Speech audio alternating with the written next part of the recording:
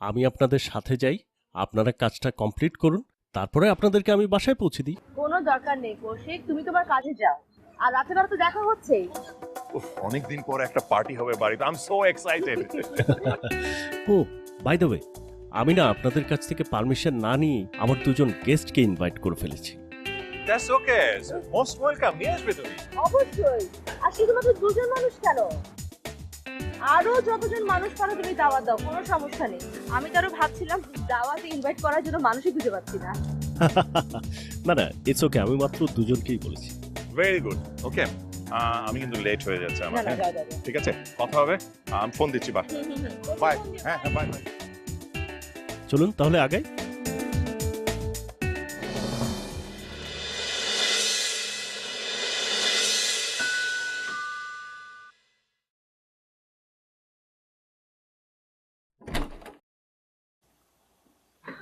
কি ব্যাপার, আপনি এখনো রেডি হননি?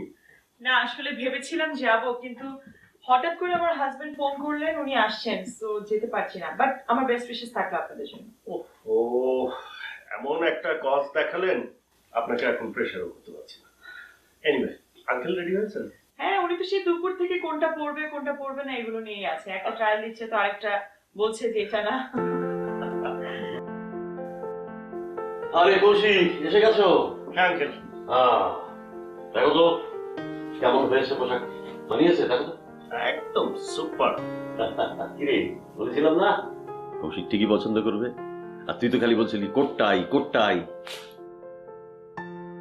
আপনি চাইলে কিন্তু আপনার হাজবেন্ডকেও নিয়ে আসতে পারেন, আমি অ্যাড্রেসটা দিয়ে দিই আপনাকে। না না প্লিজ,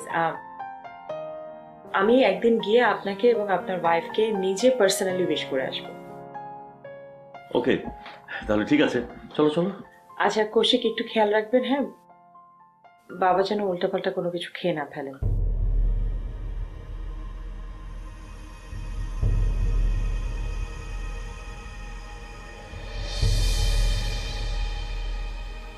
আপনি কোনো চিন্তা করবেন না, আমি ওনাকে একদম ঠিকঠাক বাসায় পৌঁছে দিয়ে যাব। আঙ্কেল চলুন। হ্যাঁ চলো চলো, আসবি আসবি, চিন্তা করিস না, চিন্তা করিস না। ফোনটা ধরো ঠিক মতো।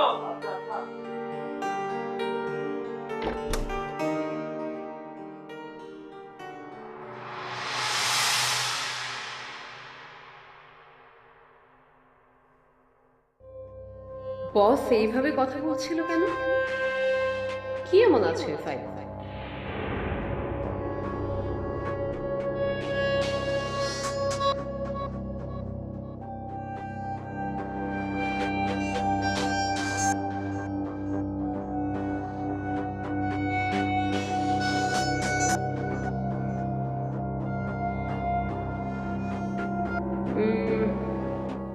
খুলে দেখবো নাকি একবার কি আছে?